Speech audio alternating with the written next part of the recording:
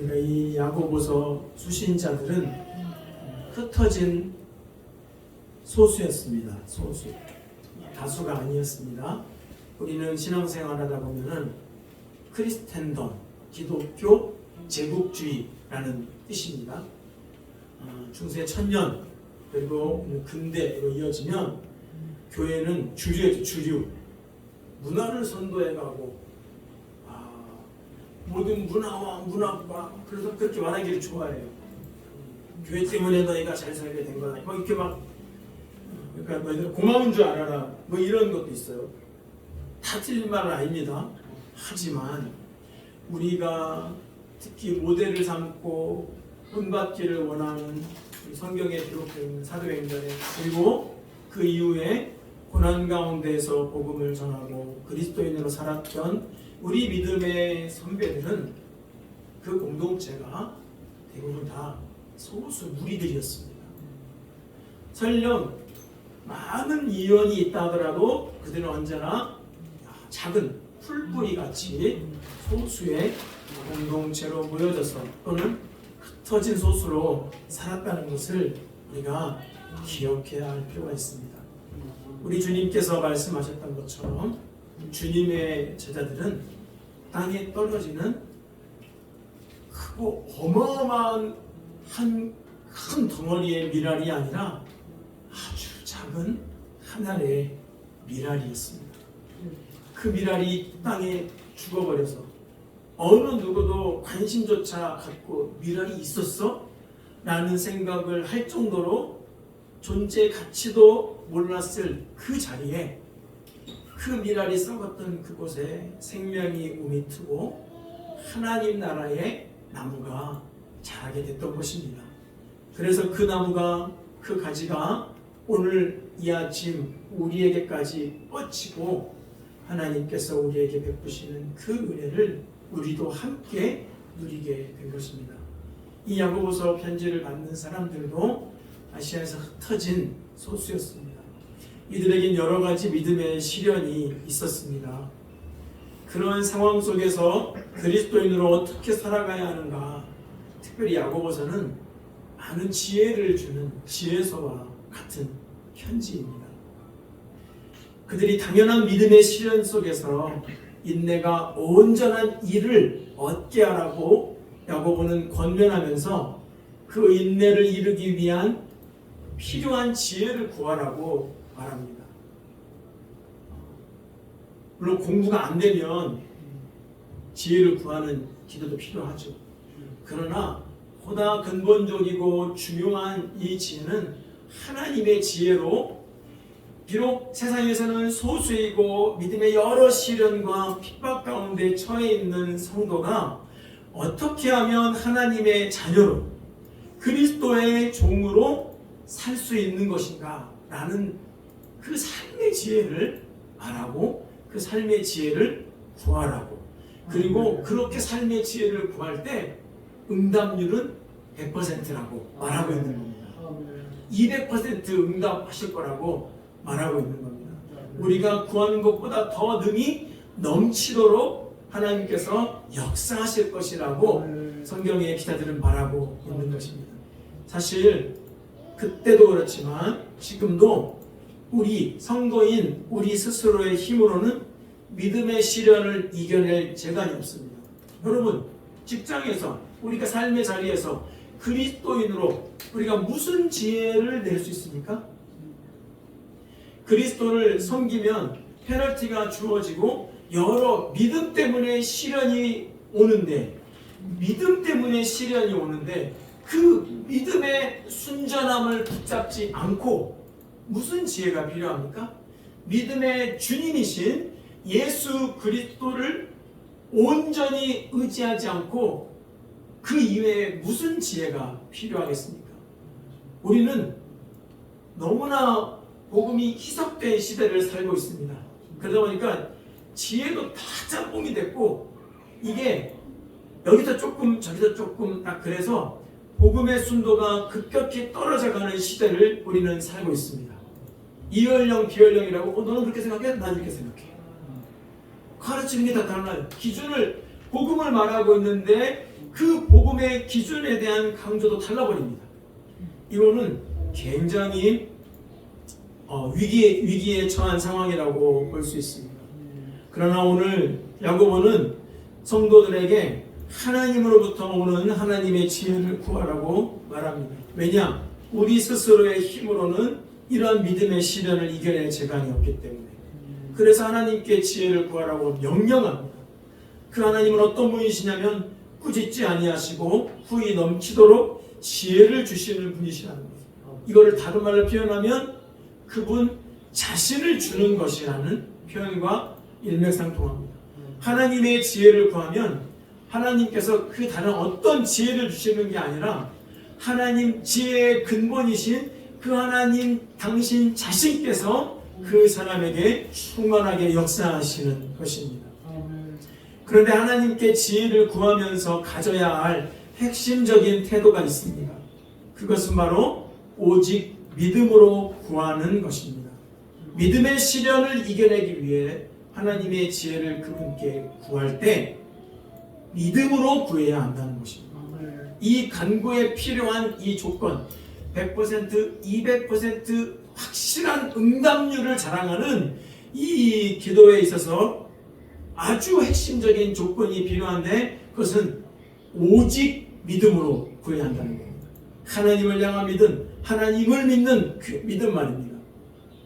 사실 기도에 대한 우리의 태도는 우리의 소유와 환경에 밀접하게 연결되는 경우가 대부분 많습니다. 우리는 어떨 때 기도합니까? 내가 뭐가 필요할 때 기도합니다. 뭐가 필요할 때 주로 기도합니까? 내가 삶을 살아가면서 이 세상에서 살아갈 때 필요한 그 무엇을 기도하는 경우가 많습니다. 우리는 기도를 하나님과의 관계라고 생명의 호흡이라고 말을 하는데 그 관계의 중앙에 기도라는 것의 그 중심에 나도 모르게 자신의 욕망과 자신의 필요만 자리 잡은 경우가 많습니다. 믿음의 시련이 인내를 가져오도록 그래서 성도로 하여금 그 인내를 온전히 이루어서 왜 온전히 이루어요? 그리스도의 성품을 담게 되기 때문에 그렇습니다. 그리스도의 성품을 닮아가게 하는 이 신앙의 여정 속에서 뭐가 필수예요? 하나님의 지혜가 필수라는 겁니다. 우리의 경험이 필수가 아니라 하나님의 여러분 우리는 오늘날 많이 봅니다. 엄청나게 많은 공부를 하고 많은 업적을 이루었던 그리스도인 지도자들이 그 말로가 추악하고 탐욕스럽게 변하는 것을 너무나 많이 봅니다. 왜 그렇습니까? 우리는 혼란스러운 질문이 있지만 어느 누구도 질문하지 않습니다. 왜냐? 그렇게 답이 별로 없어요. 저분은 기도도 열심히 하고 저분은 뛰어난 그 목회자였는데 왜 저분이 저런 얘기를 합니까? 누가 질문하는 사람 질문을 받아본 적 있습니까? 여러분 스스로에게 질문하고 여러분이 그 질문에 답해본 적 있습니까? 없죠. 근데 문제가 막 번지잖아요. 아무 질문도 없고 아무 대답도 없습니다. 현상은 더 안 좋아져 갑니다. 대한민국의 가장 큰 교단의 총회장이 불륜 현장을 들켰습니다. 그래도 아무 문제가 일어나지 않아요. 그래도 오히려 더 힘 있는 사람이 그를 실드를 쳐주고 보호막이 되어서 그러니까 총에 큰 것을 할 수 있는 장소를 좀 힘써달라고 그리고 우리 편에 사달라고 이거는 공공연한 사실입니다. 왜 이런 일이 있을까요? 여러분 우리는 이것에 대해서 질문을 던져야 됩니다. 왜 그럴까? 그러면 그들이 했던 기도는 무엇인가? 그들은 무엇을 기도했는가? 저렇게 큰 걸 이루지 않았는가? 여러분 기도가 뭐고 큰 것이 뭐고 이룬 것이 뭡니까? 우리는 다 주님 앞에서 우리가 오늘도 예수 그리스도의 의로 옷 입은 그 그리스도의 옷 빼면 우리는 여전히 더럽고 추한 죄인입니다. 그리스도의 의가 우리를 옷으로 덮어주신 겁니다.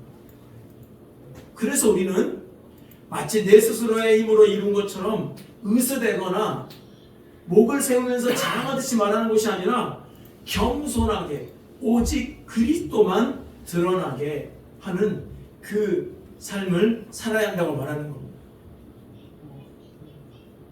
야고보는 뭐라고 말하냐면 기도할 때 하나님의 우리가 이 땅을 살아갈 때 지혜가 필요한데 조금도 의심하지 말라고 명령합니다. 오직 믿음. 다른 것이 들어가면 안 돼. 이 조금도란 말, 조금도 단 한 터럭도 허락하지 않는. 여러분 믿음의 시련 속에서 온전하신 하나님께 지혜를 구할 때 조금도 그분을 향해서 의심하지 말라고 하는 것입니다. 그런데 여기서 말하면 의심하는 마음의 태도를 절대로 갖지 말라고 강력하게 명령하거든요. 의심 하면 우리가 쉽게 떠오르는 의심, 긴가민가 이렇게 생각할 수 있어요. 긴가민가 이런 게 의심이죠. 회의적인 생각 아니요. 지금 야고보가 말하는 그 의심은 단순히 그런 차원이 아닙니다. 될까 안 될까? 내가 기도했는데 이거 주실까 안 주실까? 안 주시면 어떡하지? 자꾸 의심이 들어요. 아니요.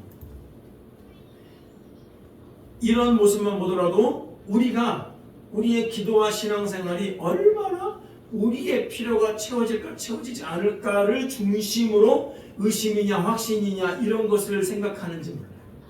그런데 오늘 야고보가 말하는 것은 그것이 아닌 것 같습니다. 그런데 이 의심을 굉장히 경계하면서 조금도 의심하지 말라고 말하면서 심지어 누군가 의심하는 채로 기도한다면 그 사람은 무엇이든지 주님께 얻을 생각조차 하지 말라고 합니다. 기도를 하는 우리의 열심이 중요한 게 아닙니다.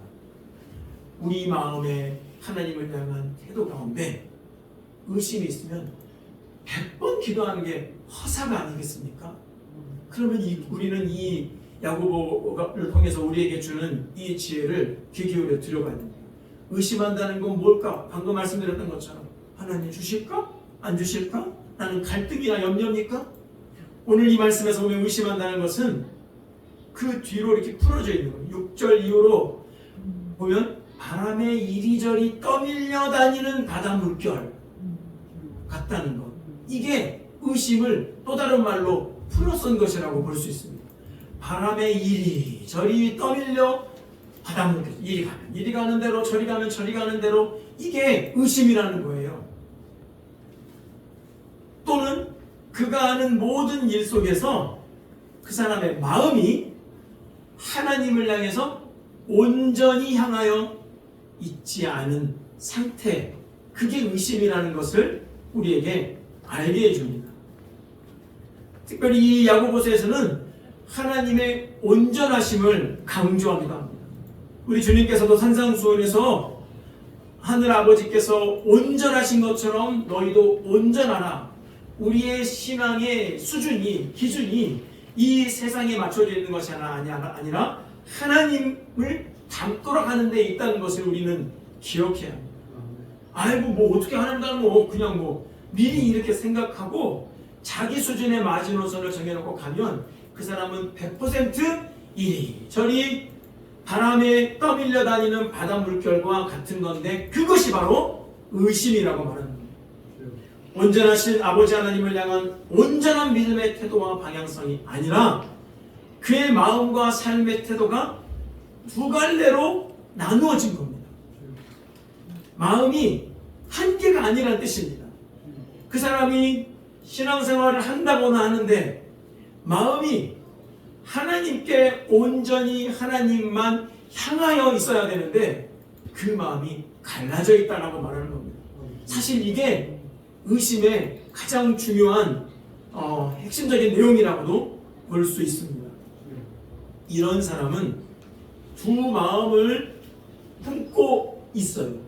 기도를 하는데 두 마음을 품어. 이 말은 품고 있는 채로 기도한다는 걸 말합니다. 하나님 앞에 기도를 하긴 하는데 지혜를 구하긴 하는데 주일날에는 하나님의 지혜를 구해요. 가정예배 있을 때는 하나님의 지혜를 구해요. 그러나 월요일에는 또는 그 예배가 끝나면 세상의 지혜를 구하는 것. 두 마음입니다. 성경을 읽거나 기도할 때는 하나님을 향한 마음을 갖는 것 같다가 일하거나 가정과 직장의 지극히 평범한 생활 속에서 사람을 만나서 일을 결정해야 될 때는 조금도 하나님을 생각하지 않아요. 세상의 지혜를 생각합니다. 근데 우리는 이렇게 생각하기 쉽죠. 내가 하나님을 생각하지 않고 내가 두 마음이 있다고? 그럴 리가. 우리는 늘 그랬듯 자기 자신에게 관대하고 후한 점수를 주려는 성향이 있습니다.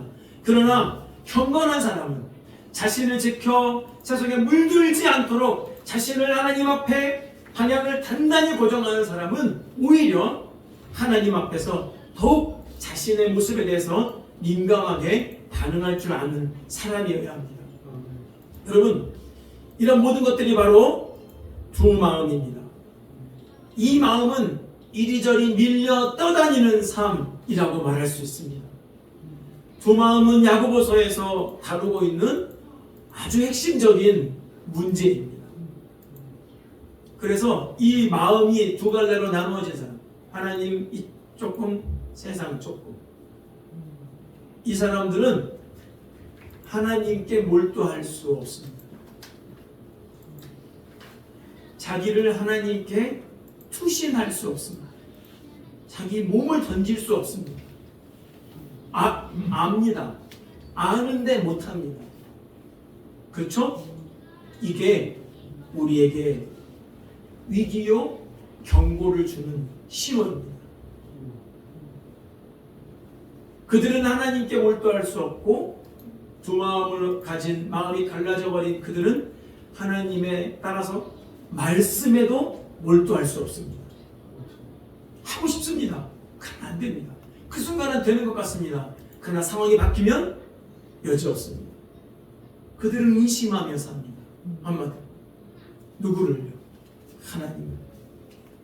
성도에게 진정 필요한 것은 하나님의 지혜이지만 그들의 마음은 하나님을 향하여 순전하지 않고 세상과 짝하며 나뉘어지고 있습니다. 이게 의심입니다. 그러니까 의심은 단순히 내가 했다 안 했다 어떤 팩트 체크만으로가 아니라 어떤 상태에 대한 팩트 체크가 더 의심을 인식하는 중요한 바로미터가 됩니다. 믿음의 여정 속에서 힘든 믿음의 시련 속에서 세상과 하나님 사이로 이리저리 떠밀려 다닌다면 하나님의 지혜를 구할 때 여러분, 하나님은 그분 자신을 주신다고 했습니다. 그런데도 양다리를 걸치며 살아가는 자에게 하나님은 어쩌면 축복이 아니라 저주처럼 여길 수 있습니다. 그러나 정작 자기가 세상적인 관점에 뭔가 소유가 필요할 때 하나님은 아무것도 주시지 않는다고 쉽게 단언하는 습성도 있습니다. 그런데 사실 오늘 이 야고보는 이렇게 말하는 거죠. 하나님과 세상 사이에서 양다리를 걸치며 살아갈 때 주께 무엇이든지 받을 거라고 생각조차 하지 말라. 마음이 갈라져 있는 채로 드리는 기도와 예배, 그것은 종교행위에 불과한 것입니다.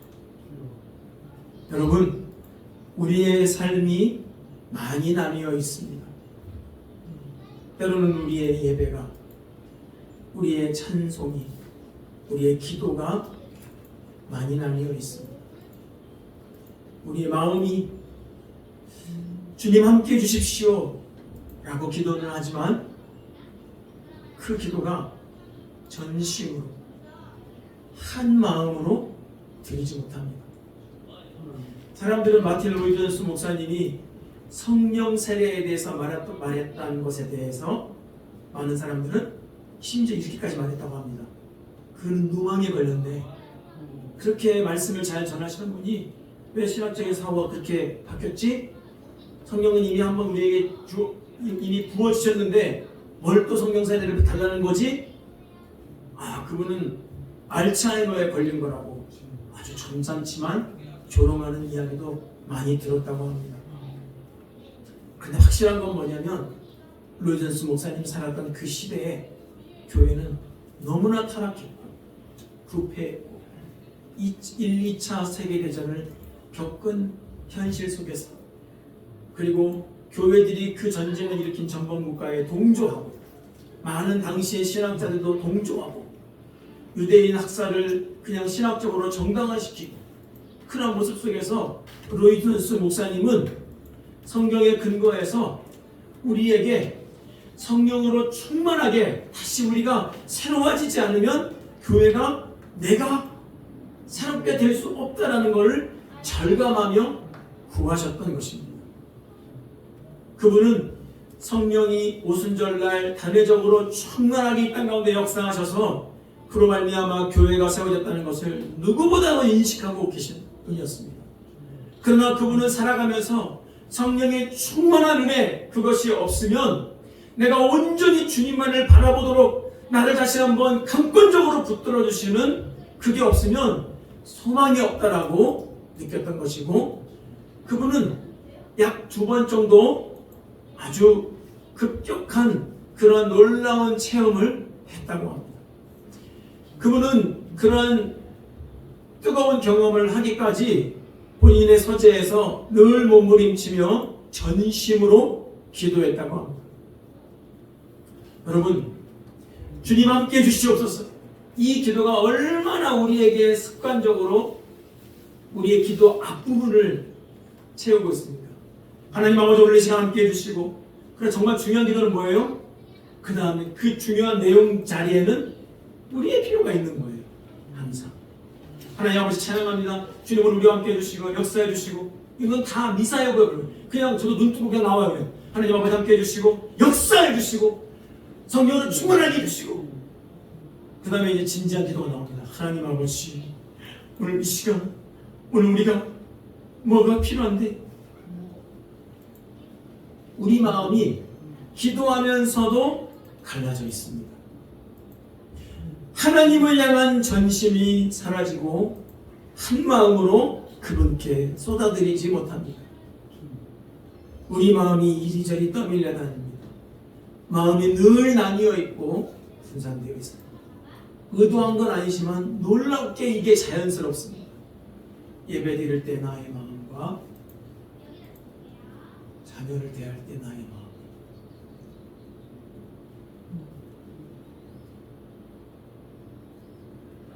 기도를 하는데 기도가 이루어지지 않는 것 같아요. 누구에게 문제가 있습니까?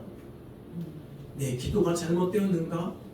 아니면 하나님이 들어주시지 않는가? 오늘 야고보는 네 마음이 갈라졌다. 네 마음이 두 쪽으로 나뉘어졌다. 네 마음이 이리저리 바람 부는 대로 떠밀려 다니고 있구나.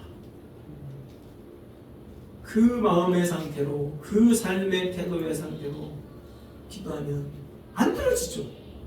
그러니까 간증 찾아 헤매요. 그 들으면 뭔가 희망 고문이 돼요. 옴프질이 돼요. 아버지, 나도 저렇게. 중요한 역할을 합니다. 모멘텀을 줍니다. 그러나 안 돼요. 왜요?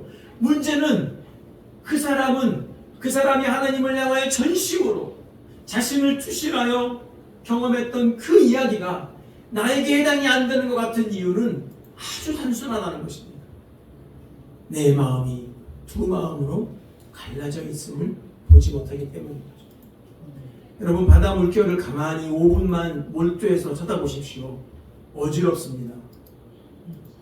그리고 아주 잔잔한 바다에서 배에 딱 앉아서요, 조그마한 조각배에 앉아서 한 2시간 정도 제가 앉아있었거든요. 멀미 일어나요. 어지럽습니다.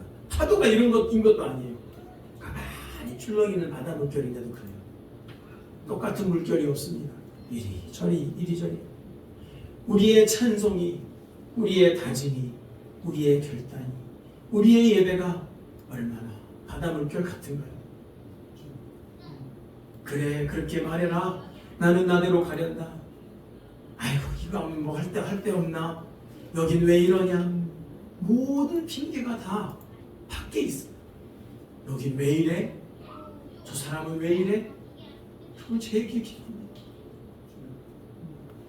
내 마음은 늘 한 가닥이라고 착각해. 그러나 죽게 얻지 못한 채 마음의 영적으로 빈곤한 상태로 계속 가고 있다면 당신의 마음이 갈라진 겁니다. 야고보서 4장으로 넘어가면 그 두 마음을 뭐라고 표현하냐면 가늠한 여인이라고 말합니다. 우리는 하나님 앞에 그런데 하나님이 들어주고 싶어도 들어주실 수 없는 마음의 상태가 의심하는 상태. 두 마음으로 나누어진 하나님을 고통스럽게 하고 내 자신이 무뎌지게 만드는 상태입니다.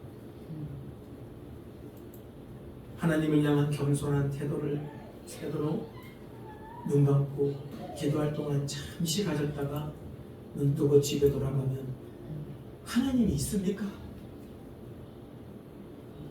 우리 마음이 두 갈래입니다. 우리는 두 마음으로 사는데 너무 익숙해져 있습니다. 언제부터였는지 우리의 마음이 온전치 못합니다. 이 두 마음이라는 말은 문자적으로 두 영혼을 뜻합니다. 나는 하나인데 마음이 두 개. 기형적이죠. 하나님은 우리에게 하나의 한 마음을 가지라고 말합니다. 성령은 우리 안에 거하신 하나님의 영이고 우리로 하여금 한 분이신 하나님만을 섬기도록 하십니다. 우리가 만약에 그렇게 살아가지 못할 때 성령은 말할 수 없는 탄식으로 우리를 위하여 기도하실 것입니다. 하나님의 자녀로서 우리의 마땅한 본분, 곧 온전하고 일관된 마음을 갖는 것과 정반대인 이 두 마음을 가진 이 상태가 얼마나 끔찍한 질병인지 야고보는 진단을 해주고 있습니다. 시편 119편 2절은 이렇게 말합니다. 여호와의 증거들을 지키고 전심으로, 이 전심으로가 영어로 wholehearted. 근데 두 마음은 double mind. 여기서 말하는 전심으로라는 것은 한 개의 마음인 거예요. 전심으로 여호와를 구한다는 것은 막 힘을 이게 아니라 그냥 마음이 한 개예요. 이 사람이 아무리 연약하고 아무리 찌질하고 뭐 하는 것이 아무것도 없어 보이더라도 그 사람은 하나님 앞에 마음이 한 개예요. 여러분 다윗이 무슨 하나님입니까? 다윗이 얼마나 잔혹한 범죄를 저질렀습니까? 다윗이 얼마나 계획적이고 의도적으로 음란한 죄를 짓고 살인죄까지 지었습니까? 그런데 놀랍게도 다윗이 하나님을 향하여 마음이 한 개로 있었습니다. 그 죄를 지었을 때를 말하는 것이 아니에요. 그리고 나서 그는 자기 침상이 적셔지도록 하나님 앞에 통회하고 자복하는 기도를 하는 거죠. 이 야고보서는요, 이 두 마음의 문제에 대해서 아까 서두에 말했지만 이 성도들이 흩어진 이 세상에서 믿음의 갖가지 시련을 직면하면서 소수로 살아가고 있는 거예요. 무슨 뭐 힘을 규합해가지고 우리 문화의 우월성을 말하고 뭐 그런 거 아니에요. 그런 거 아니에요. 신앙을 지키며 살기 위해서 하나님의 지혜가 필요할 때 하나님이 100% 주시는 그 지혜를 구할 때 너희가 두 가지 마음이 두 개여서는 안 된다고 말하는 거예요. 그것은 기독교인으로서 정체성을 잃어버리고 세상과 태엽하고 있다는 단적인 증거인 겁니다. 여러분 오늘 여러분의 마음은 어떻습니까? 하나님을 향하여 한 개입니까? 아니면 두 개입니까? 이게 너무 자연스러워서 한 개의 것처럼 착각이 될 정도로 하나인데 두 가지 맛이 섞여 있습니까? 두 가지 맛이 섞여 있는 게 아니라 한 가지 맛. 하나님을 향하여 전심. 신명기 6장은 들어. 명령입니다. 들어라 이스라엘아. 그러면서 하나님에 대해 설명할 때 하나님은 한 분이시다. 그 한 분이신 하나님을 향하여 네 마음을 다해라. 두 마음이겠습니까? 네 마음은 하나님을 향해서만 한 개로 힘과 뜻을 다해서 목숨을 다해서 하나님을 사랑해라. 그런데 이 초기 교회 때 이방에 흩어져서 나그네로 살아가면서 이런 세속화의 문제가 믿음의 여정에 크나큰 위기로 다가왔다는 것이죠. 여러분, 이 두 마음이라는 말을 잊지 않으시길 바랍니다. 여기서 제가 한 논문을 인용하겠습니다. 잘 들어보십시오. 야고보서 수신자들이 처해 있는 두 마음의 문제, 즉 자신들이 흩어진 세상에서 기독교인으로서, 성도로서 정체성을 잃어버리고 세상과 타협하고 있는 이 문제를 지적하고 있는 내용이 바로 이 두 마음에 관한 문제라고 저자는 말합니다. 기독교 신앙을 가지고 있는데 기독교 신앙을 가지고 살아가면서 비기독교인들이 훨씬 더 많은 사회에 흩어져 살면서 경험하게 되는 그리스도인으로서의 정체성의 문제, 쇠속화와 타협의 문제와 이 두 마음은 관련이 있고, 수신자들에게 기독교인으로서 정체성을 일깨워주기 위해서 세상으로 변질되는 이 세속화와 타협의 길에서 원래 기독교의 가치로 하나님을 향하여 돌아올 것을 호소하는 데 그 목적이 있다고 이 저자는 말하고 있습니다. 불신자들의 사회에서 약자와 소수자로 살면서 누가요? 그리스도인이 참다운 기독교인으로 살아가는데 걸림돌이 되는 세속화와 타협의 문제가 이 야고보서 전체를 아우르는 문제인데, 이것을 제대로 처방하기 위해서 기록된 편지가 야고보서라고 말하고 있습니다. 세상과 섞여가지고 반반으로 두 가지만, 반절은 짬뽕, 반절은 짜장. 야, 이 사람하고 야, 반절씩 먹자 좀. 내 거 시켰는데 꼭 남의 거 음식 쳐다보고 같이 먹으려고 하고 막 수다하고, 아주 이 두 마음에 아주 일상적인 표현이 되려나요? 무엇보다 성도로서 세속화와 타협의 문제를 가장 잘 나타내는 표현이 이 두 마음이라는 어구라고 이 논문 저자는 말하고 있습니다. 여러분, 참고로 이 논문 저자는 우리 김경식 교수님이십니다. 내용이 너무 막 네. 여러분, 우리는 마음을 정결하게 해야 합니다. 주님께 아무것도 받을 수 없는 영적으로 가난하고 빈궁한 상태에 빠지게 됩니다. 두 마음을 가지면 아무것도 가져오게 됩니다. 거기에 빠져서 세상과 줄타기하면서 허우적대는 모습으로 더 이상 가지 맙시다. 조금 불편해도, 조금 조롱당하는 것처럼 보여도,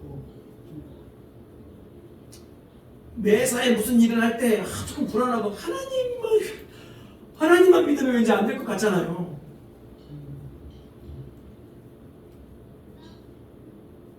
이렇게 우리 이은희 사모님 계시는데, 세번이가 여기 평창 CCC 대회할 때 마지막 날 갔다 오고 얘기 들었어요. 저는 몇 번씩 그런 경험을 했는데, 보면서 마지막 집회라도 가라. 첫째 날, 둘째 날은 못 갔지만, 피치 못해서 못 갔지만 마지막 날 저녁이라도 가라. 여러분, 강원도 평창이 무슨 한두 시간 거리입니까? 최소한 3시간 반, 4시간 가야 되는 거리인데, 아니 뭐 다 전일 참석 안 했는데 뭐 굳이 뭐 갈 필요가 있을까 생각이 들 수도 있어요. 그럼 다 못 가니까 우리 저녁만이라도 갔다 들어오자. 근데 우리 마음이 조금 편하고, 굳이 좀 번거로우면은 굳이 여기서 하고 그냥 하지 말자. 늘 우리는 그런 쪽으로 결정을 내리는 것에 익숙해져 가는 것 같아요. 뭐가 그렇게 불편하십니까? 뭐가 그렇게 나이스하기를 원하십니까?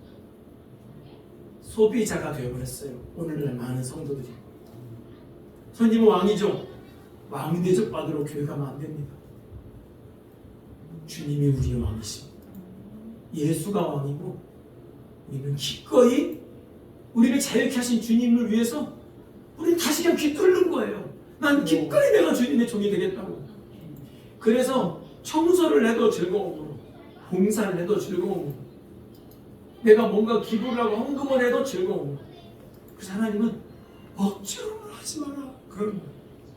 그냥 억지로는 하지 마라.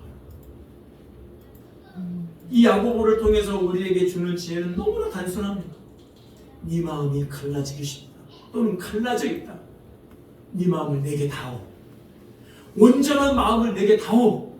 여러분, 온전하게 만들어가지고 드리려고 하지 마세요. 갈라진 여러분의 마음을 인정하세요. 우리의 마음을 인정하세요. 그러면 주님께서 회복시켜 주실 줄 믿습니다. 아멘. 오직 믿음으로 구하지 못하는 우리의 갈라진 마음, 이것을 간음이라고까지 표현하는 야고보 사도의 이 강력한 경고의 음성을 들으십시오. 우리가 섬기는 오늘 이 아침에도 예배하는 하나님은 한 분, 주도 한 분, 성령도 한 분. 우리 마음이 그런데 갈라져 버렸다면 그것은 아주 심각한 영적인 타락입니다.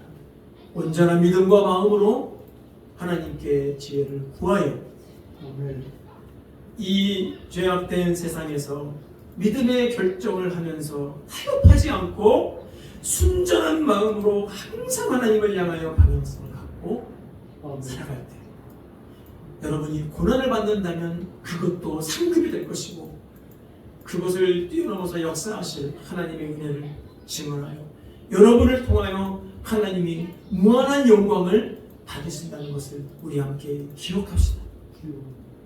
한 개의 마음으로 순전한 마음으로 하나님을 섬기는 우리 모두가 되시기를 주님의 이름으로 권면드립니다. 기도하겠습니다. 하나님 아버지, 주님, 우리의 갈라지고 나누어진 마음을 주님 용서하여 주시옵소서. 눈을 감고 기도할 때는 할 수 있을 것 같았습니다. 언제고 내가 기억하고 있는 그 처음 사랑의 감격도 아직은 그 마음이 남아있기에 언제든지 마음을 먹으면 내가 그 상태로 갈 수 있겠지. 왜냐?